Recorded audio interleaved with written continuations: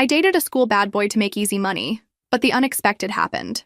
Hello, my name is Maya, and I need to tell you a story that still leaves me in disbelief about what happened. You know when you think you know the people around you and suddenly discover there's a whole secret world functioning right under your nose? That's exactly what happened to me in my second year of university. I had always been the good girl of the group. While my roommates went out to parties and came back with crazy stories, I stayed studying to maintain my scholarship. Not that I was antisocial, but I simply didn't have money to keep up with their lifestyle. Working part-time at the university library barely covered my basic expenses. Everything changed on a Thursday afternoon when I arrived early from work and found Madison, Harper, and Luna gathered in the living room, whispering as if they were planning a bank heist. They stopped talking the second they saw me. "Maya, I didn't know you had already arrived," said Madison, quickly hiding some papers behind her back. Madison had always been the most dramatic of the three, with her perfectly wavy blonde hair and a collection of purses that cost more than my rent. "What are you guys plotting?" I asked, dropping my backpack on the floor. I had known these girls for over a year and knew when they were hiding something. Harper, who was normally the most direct of the group, exchanged a look with Luna before sighing. "Okay, Maya, sit down. I think it's time you knew." What they told me in the next 30 minutes turned my world upside down. Apparently, the three had discovered a scheme they called the System. Everything revolved around Ethan, the richest bad boy at our university. "He's the son of a tech magnate," explained Luna, playing with her dark hair. "And he has this weird thing with relationships. He pays girls to date him for a few weeks and then receives a generous amount when they break up." "You guys are kidding me," I said. But the seriousness on their faces told me otherwise. Madison pulled an envelope from among the papers. $5,000, Maya. That's what I received when I broke up with him last month. Harper received $4,500 in March, and Luna $6,000 in January. My head was spinning. But why does he do this? "Nobody knows for sure," Harper admitted. "Some people say he has trust issues because of his family. Others think he just likes having control over everything, including relationships." "And how does it work?" I asked, still processing the information. "It's pretty simple," Luna explained. "You approach him, flirt a little, get his number. You go out for 2 or 3 weeks. You act like a normal girlfriend, nothing too serious, of course. And then you break up with him. He doesn't get upset. Actually, he seems relieved. Then he gives you the money, and that's it." Madison leaned forward. "Maya, you're always complaining about money. This could be your chance to breathe a little financially." "But isn't this wrong?" I asked, although I could already feel a part of me considering the possibility. "He's offering," said Harper. "It's not like we're stealing from him. It's an agreement between adults." They told me the details. Ethan liked smart girls, but not too intimidating ones. He always took them to the same amusement park on the first date. Apparently it was some kind of test. And he had some strange quirks, like always paying for everything and never letting the girls pay for even a soda. "The key is not to seem too interested in the money," Madison advised. "He hates when it's obvious that it's because of the cash. And don't try to change him," Luna added. "Some girls think they're going to be special, that they'll be the only one he'll really want. It doesn't work that way." I spent the entire night awake thinking about the proposal. $5,000 would solve so many problems. I could stop working at the library, focus more on studies, maybe even get an unpaid internship somewhere nice during the summer. The next morning, the girls were waiting for me in the kitchen with coffee and toast. "So?" asked Madison, anxious. "I'm going to try," I finally said. "But if this goes wrong, you guys are the ones who'll explain to my parents why I was expelled from university." They laughed and started giving me tips on how to approach Ethan. He always had lunch alone at the corner table in the cafeteria, always wore a black leather jacket, always read some book while eating. "He's handsome," Harper admitted. "Very handsome, actually. So it won't be hard to pretend you're interested." "Just remember," said Luna, 2 or 3 weeks maximum. Don't try to stretch it because he'll notice." 2 hours later, I was standing at the entrance of the cafeteria, watching Ethan from afar. He really was impressive. Tall, dark hair slightly messy, and there was something magnetic about him that made other girls look when they passed by his table. I took a deep breath and walked up to him. "Sorry to bother you," I began, holding my tray tightly. "You're Ethan, right? We're in the same American literature class." He looked up from his book. He was reading Kerouac, I noticed, and gave me a smile that made my stomach do a flip. "Maya, you always sit in the second row and ask questions the professor can't answer." I was surprised he knew my name. "You noticed that?" "I notice many things," he said, closing the book. "Want to sit?" And so it all began. We talked for 20 minutes about Kerouac, about the university, about nothing and everything at the same time. He was funny, intelligent, and seemed genuinely interested in what I had to say. When I got up to leave, he asked, "Are you free tomorrow night?" "I am," I replied, trying to sound casual. "Great, I'll pick you up at 7. He scribbled his number on a napkin. "And Maya, wear something comfortable. We're going for a motorcycle ride." As I walked back to the dorm, I still couldn't believe it had worked. Ethan had asked me out. The girls were right. It had been easier than I imagined, but I still didn't know that nothing about Ethan would be as I imagined. The next night, I was nervous like never before. I had chosen jeans, boots, and a leather jacket borrowed from Madison. When I heard the motorcycle noise outside, my heart raced. Ethan was leaning against the Harley, with an extra helmet in his hand. He smiled when he saw me. "Ready for an adventure?" "Ready," I lied, because I had never ridden a motorcycle in my life. The trip to the amusement park was quite an experience. Ethan drove confidently through the city streets, and for a moment I completely forgot why I was there. The feeling of freedom was incredible. "First time?" he asked when we got off the motorcycle. "Was it that obvious?" "You almost broke my ribs from squeezing so hard," he laughed, but it was brave to accept even so. The amusement park was full of students and couples. Ethan bought wristbands for all the rides and started dragging me to the most radical roller coaster. "Ethan, wait," I said, stopping abruptly when I saw the height of the attraction. I'm not really a fan of heights." "Really?" He seemed genuinely surprised. "I thought after the motorcycle you'd be up for anything." "Motorcycle is different. We're on the ground. That thing there," I pointed to the roller coaster, "is a death machine disguised as fun." He laughed out loud. "Okay, no roller coaster. How about there?" He pointed to the drop tower, which looked even scarier. "Ethan, trust me," he said, taking my hand. "Sometimes facing fear is the best part." And then something happened that changed everything. While we were in line for the drop tower, Ethan turned to me with a serious expression. "Maya, can I ask you a question?" "Sure." "Did Madison, Harper, and Luna tell you about their system?" My blood froze. "What?" "You know exactly what I'm talking about," he said, but his voice didn't sound angry.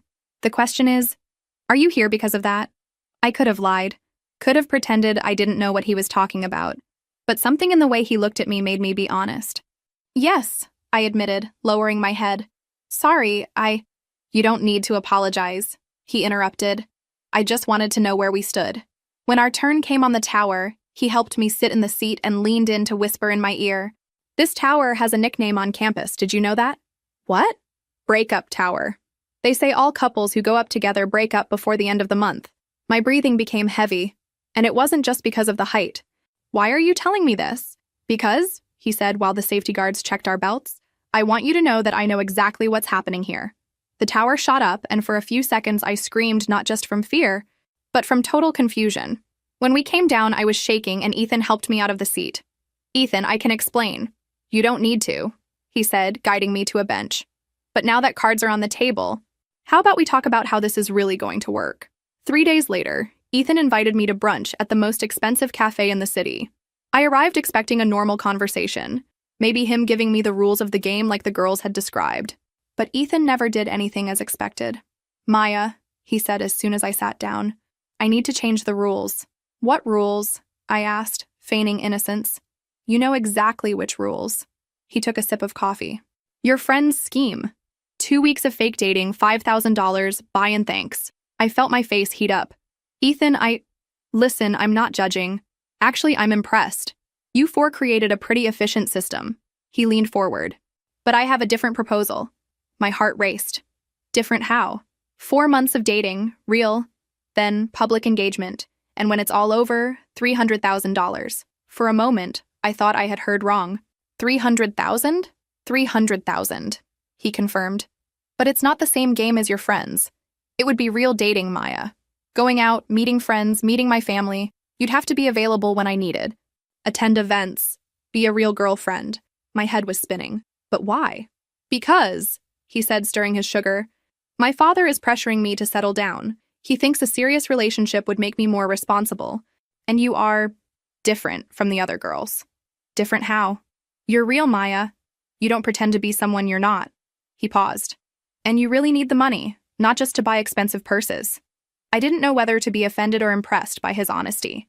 "And after the 4 months?" We break up. You keep the money, I'm free from my father for a while, everyone wins. Public engagement? Just for credibility. It doesn't have to be real, just convincing. He pulled an envelope from his coat pocket. Here's the contract. You have until dawn to decide. I took the envelope with trembling hands. Ethan, this is crazy? Yes, I know. He called the waiter. But think about it, Maya. $300,000. You can finish university without worrying about money, go to graduate school, start adult life the right way. I spent the rest of the day reading and rereading the contract. Everything was there, formally written by some expensive lawyer. 4 months of exclusive relationship, public appearances when necessary, meeting his family, and in the end, $300,000 clean dollars. The girls were shocked when I told them. Maya, that's 60 times more than any of us received, said Madison, incredulous. But 4 months? Luna shook her head. That's a long time to pretend. What if you fall in love? Asked Harper, always the practical one. I won't fall in love, I replied too quickly. It's just a job, a very well-paid job. But as I spoke, I remembered the way Ethan had held my hand on the drop tower, how he had looked at me when I confessed about the plan. There was something about him that intrigued me, something that went beyond the rich bad boy everyone knew. I spent the night awake, calculating and recalculating. $300,000. I could pay all my family's debts, help my parents with the house, have a secure future. But 4 months pretending to love someone? That was totally different from what the girls had done. In the morning, I picked up the phone at 6 a.m. Ethan? It's me, Maya. And? His voice sounded tired, as if he hadn't slept either. I accept. There was a long pause. Are you sure? I am. When do we start? Today. I'll pick you up at 2 to meet some friends of mine. Maya? Yes? Thank you. The first weeks were strange. Ethan really took the real dating part seriously. He picked me up for dinner, introduced me as his girlfriend to everyone, remembered small details about me that even my friends forgot. How do you know I like iced coffee instead of hot? I asked one afternoon, when he showed up at the library with my favorite drink. You always order iced coffee when we go out, he replied as if it were obvious. But you pay attention to these things? Maya, if we're going to do this, let's do it right. He sat across from me. Besides, it's impossible not to pay attention to you. Moments like this confused me. There was something in his voice, in the way he looked at me, that seemed too genuine to be part of the act. And then there were the moments when he opened up to me, like the night we were in his apartment watching a movie and he started talking about family. My father never had a normal relationship in his life, he said, without taking his eyes off the screen. He always treated love like a business transaction. My mother only stayed with him because of the money, and everyone knew it. How terrible, I murmured. Yeah, I think that's why I never managed to believe that someone could like me without financial interest. He looked at me. At least with you, I know where I stand. But there was something in the way he said this that made me feel bad. As if our honesty about money was at the same time what brought us together and what separated us. By the end of the first month, I was completely confused about my feelings. Ethan was funny, intelligent, attentive. He made me feel special in a way I had never experienced. But there was always the shadow of the agreement hovering over us. Maya, he said one night, when we were walking around campus, can I ask you a personal question? Sure. If it weren't for the money, would you date me? The question caught me off guard. Ethan, just answer. Honestly. I thought for a moment. Yes, I admitted. I think I would. Even knowing my reputation? Your reputation is kind of exaggerated, I said. You're not the bad boy everyone thinks you are. No? No. You're just a guy with money who's afraid of being used. I stopped walking and turned to him. But everyone is afraid of something, Ethan. And you? What are you afraid of? Of not being good enough, I replied without thinking. Of always being the poor girl trying to fit into a world that isn't hers. He took my hand. Maya, you're the most real person I know. Never change who you are because of money. But I'm literally being paid to date you, I laughed, but there was no humor in my voice. No, he said seriously. You're being paid to stay with me. But the way you are, how you treat me, that's real. I can feel the difference. That night, for the first time, I allowed myself to think that maybe this was more than a business agreement. Maybe there was something real growing between us. Something that transcended the $300,000. But I still didn't know that Ethan was fighting with the same feelings, and that this was scaring him much more than he let on. On Thursday of the 6th week, Ethan disappeared. He simply stopped responding to messages, didn't show up at university, didn't answer calls. I didn't know whether I should be worried or upset. Maybe he's testing you, Madison suggested when I told the girls, seeing if you'll chase after him. Or maybe he got bored, said Luna. 6 weeks is a long time for him. But Harper, who knew me better, noticed something different. Maya, you're in love with him. I'm not, I lied. You are. Look how nervous you are. If it were just about the money, you'd be irritated, not worried. She was right. I was genuinely worried about Ethan, not about the agreement. After 2 days without news, I decided to go to his apartment. He answered the door looking like he hadn't slept in days. Maya, what are you doing here? You disappeared, I said. I thought you might be dead. Sorry. He stepped aside to let me in. I just needed some time. Time for what? He threw himself on the couch, running his hands through his hair. To think. About all this? The agreement? No, Maya. About you. About us. He looked at me with an expression I had never seen before. About how I feel when I'm with you. My heart raced. Ethan, I know this wasn't in the contract, he continued, but I can't pretend anymore that this is just a business agreement, at least not on my part. I sat next to him on the couch. So what do you want to do? I don't know. This is the first time in my life I really like someone, and I have no idea how to deal with it. He laughed without humor. Pathetic, right? It's not pathetic. It's human. My father always said that feelings are dangerous in business, that they make you make bad decisions. But this isn't business. Ethan, not anymore. Isn't it? He looked at me. Then explain to me why you're here, Maya. Why you're being so patient with me, why you didn't run away when you found out I'm an emotional mess. The question caught me off guard because I didn't have a simple answer. Because I care about you. Really? Really? I took his hand. Ethan, I entered this agreement for the money. I won't lie about that. But something changed. I changed. How did you change? I started caring more about being with you than about what I'm going to get in the end. I took a deep breath. I think I fell in love with you. For a moment, the silence was total. Then Ethan smiled, and it was the most genuine smile I had ever seen from him. Maya, he said, you're incredible. Incredible how? Incredible because you managed to do something I thought was impossible. You made me believe that maybe I'm more than just my money. We talked until late at night, finally admitting our feelings to each other. When he asked if I wanted to spend the entire weekend there, I said yes without hesitation. Are you sure? He asked. Don't you have other things to do? I do, I admitted. But I don't want to do other things. I want to stay here with you. It was the first time I stayed with him by my own choice, not by contract obligation. And it was the best weekend I had ever had. But good things never last long when you're in college and the campus is too small for secrets. On Monday morning, my phone started ringing nonstop. Messages, calls, Instagram notifications.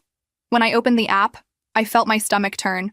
An anonymous profile had posted a photo of me and Ethan kissing in front of his building, accompanied by a devastating caption. Maya, Ethan's new girlfriend. Does she know she receives $75K per month to pretend she likes him? Or is this time true love? Or gold digger? Or rich boy's problems? Fake relationship? In the comments, people speculated about the real value of the agreement, about my reputation, about whether I was different from the other girls. Someone had even posted photos of me from work at the library with the caption, "From poor to princess in one relationship."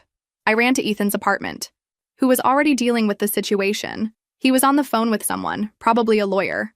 No, it's not defamation if it's true, he was saying. But it's invasion of privacy, and I want to know who did this. When he saw me, he hung up the phone. Maya, I'm so sorry. How did this leak? I asked, still in shock. I don't know, but I'm going to find out. He pulled me to the couch. Listen, this will pass. In a week, everyone will have forgotten. Ethan, everyone at the university knows. My professors, my coworkers, my family is going to see this. Your family?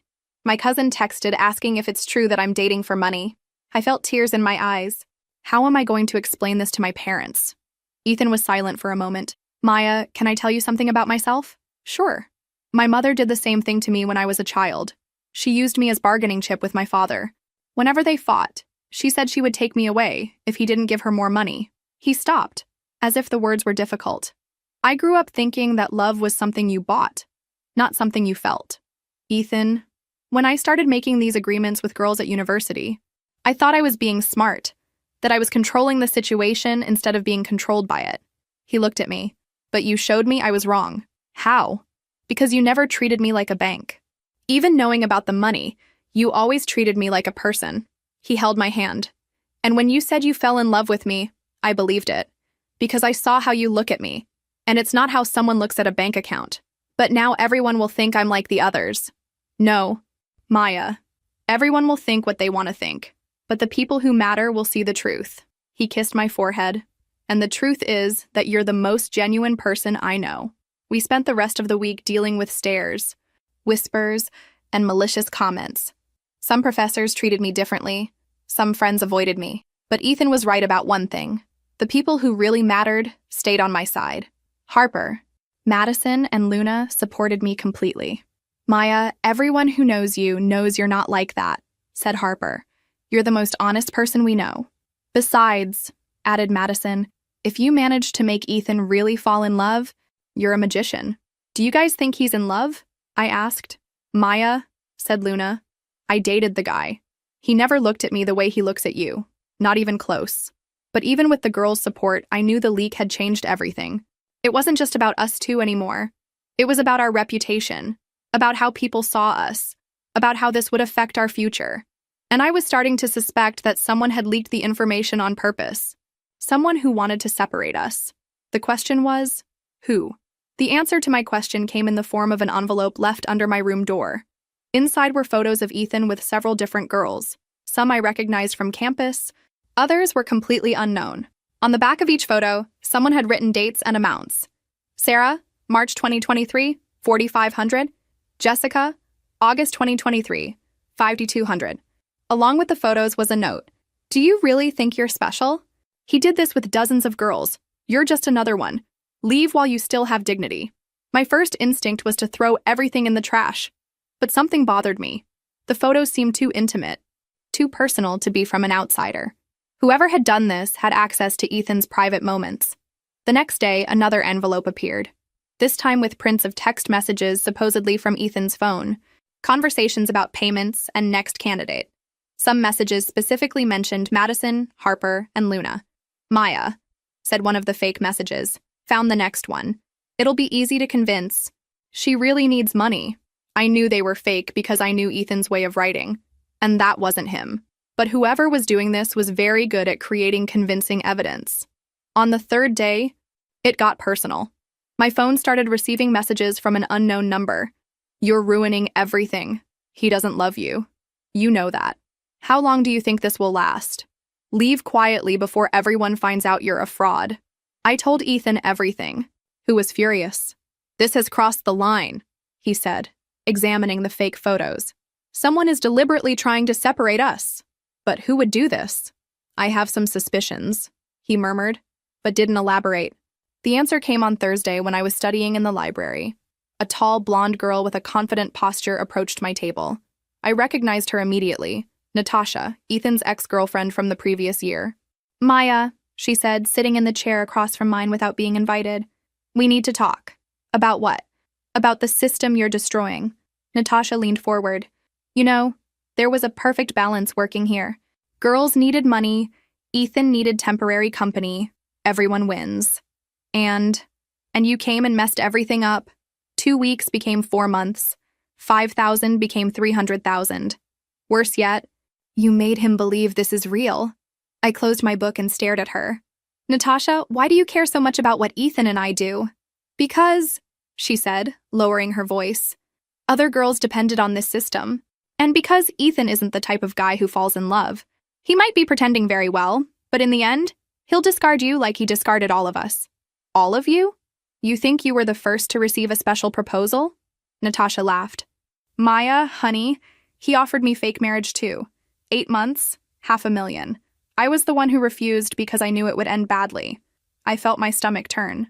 You're lying. Am I? She pulled out her phone and showed me prints of old conversations.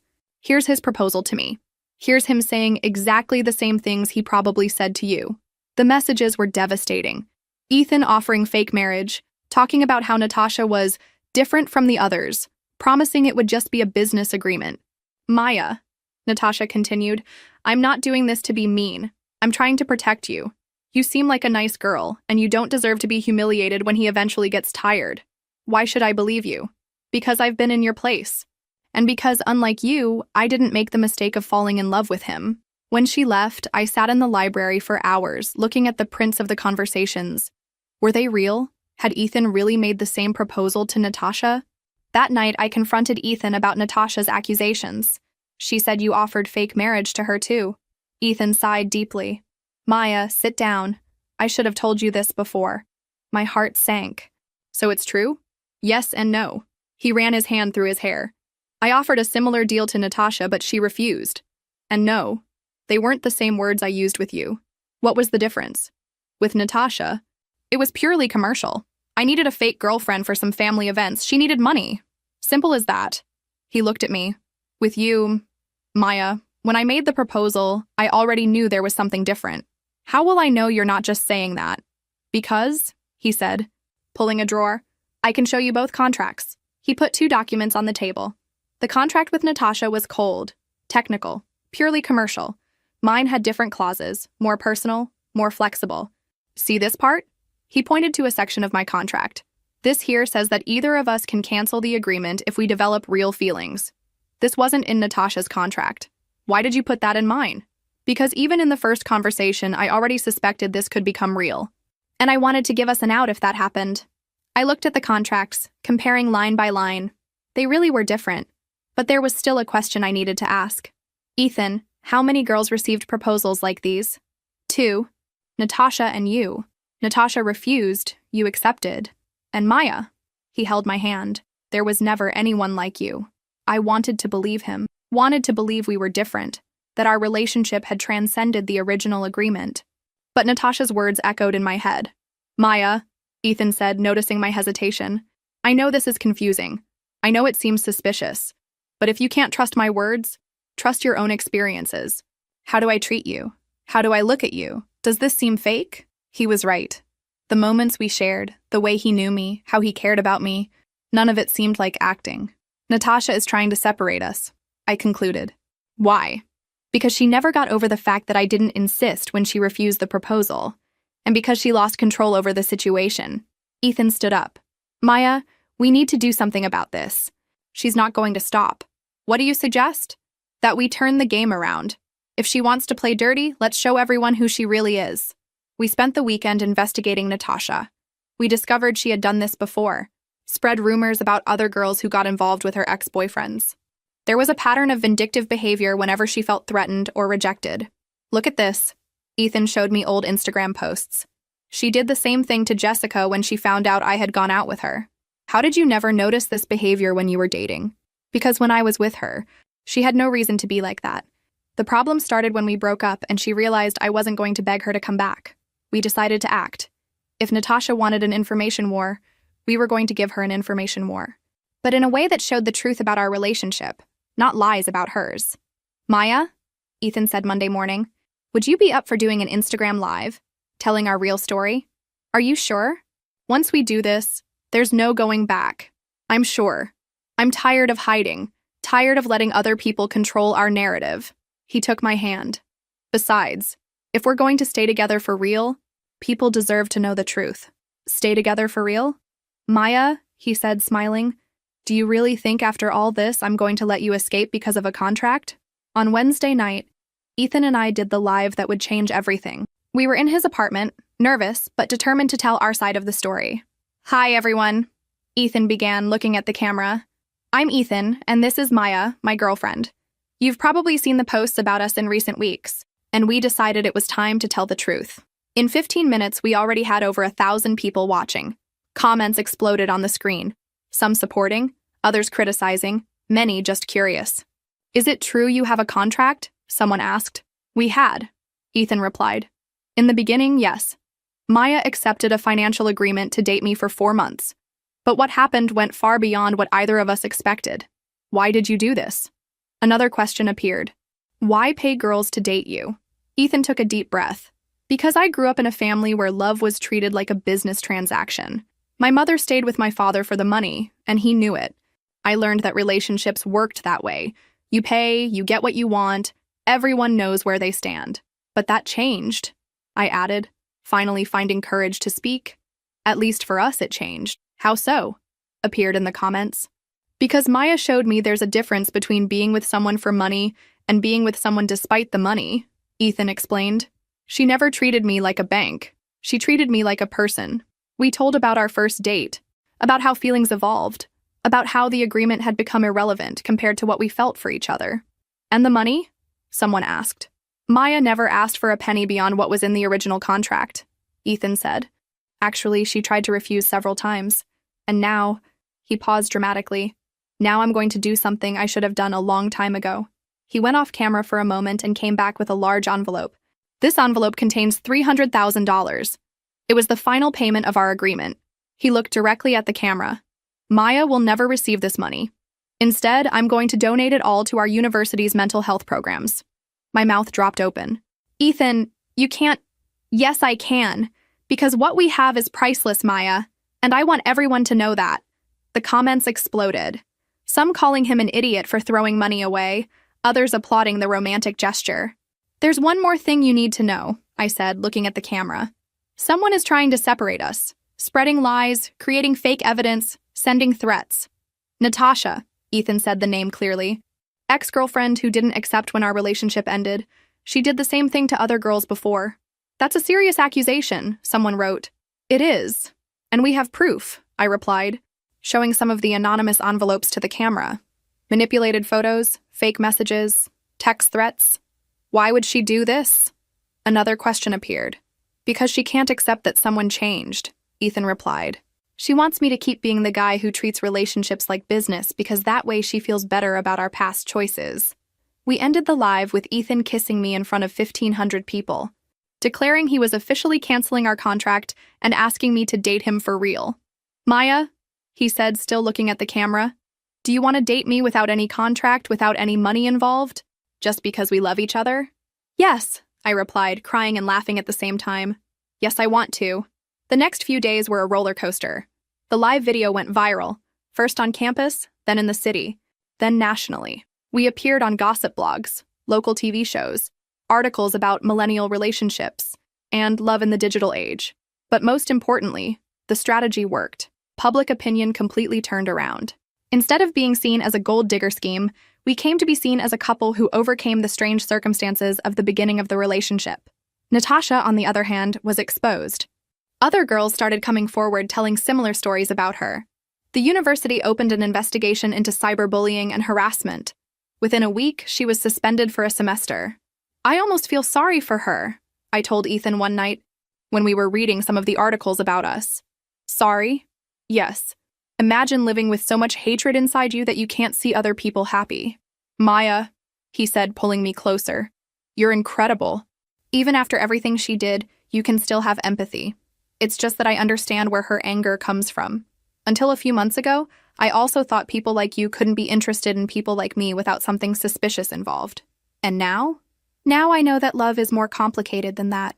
That sometimes it starts in the strangest places. But if it's real, it finds a way to flourish.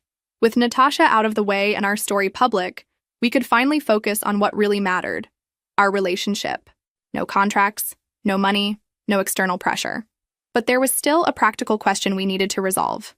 The original contract ended in 3 weeks, and even though we had publicly declared it was canceled, there were still legal and financial implications. Maya, Ethan said one Saturday morning, we need to talk about the future. What kind of future? The kind where we officially decide what we're going to do when the original contract deadline arrives. I thought we had decided. We're going to continue together because we want to be together. Yes, but what about the $300,000?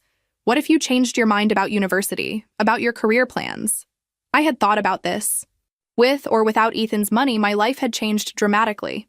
I had internship offers I never would have gotten before the media exposure. There was even a publisher interested in my story for a book. Ethan, I got a summer internship at a magazine in New York. I said, they pay well, and it's going to be an incredible experience. That's great, I'm proud of you. But New York is far from here. It is. He was quiet for a moment. Maya, will you accept? Depends. On what? On whether you'll miss me. He laughed. Maya, I'll miss you if you go buy coffee and take more than 15 minutes to come back. Then maybe you should come with me. To New York? Why not? You can study anywhere. And that way we can figure out how our relationship works in the real world, away from all this university drama. Ethan looked at me as if he were seeing a solution to a problem he didn't even know existed. Maya, he said slowly, are you asking me to move in with you in New York? I am. Do you accept? I accept. But with one condition. What? That we do this the right way. No financial agreement. No contract. Just you and me, figuring out together how real love works. Deal, I said, and kissed him. The last days before the official end of the contract deadline were strange. Even knowing we had decided to continue together, there was tension in the air, as if we were waiting for something to go wrong at the last minute. Ethan was acting different. More distant, more thoughtful. I tried not to read too much into it, but it was hard not to notice he seemed to be preparing for something. Are you okay? I asked on a Thursday when he barely touched the dinner we had made together. I am. Just thinking. About what? About how things will change when there's no more contract between us. When it's just us. I felt a chill in my stomach. Ethan, are you having second thoughts? It's not that, Maya. It's just, he sighed. What if when all this is over you realize you don't actually like me that much? What if what you feel is just gratitude, or Stockholm Syndrome, or whatever? Stockholm Syndrome? Seriously? You know what I mean. What if you only think you love me because the whole situation was so intense? I looked at him, incredulous. Ethan, after everything we've been through, do you really think I don't know the difference between love and emotional confusion? I don't know, Maya. Sometimes I look at you and I can't believe someone like you would choose someone like me without something else involved.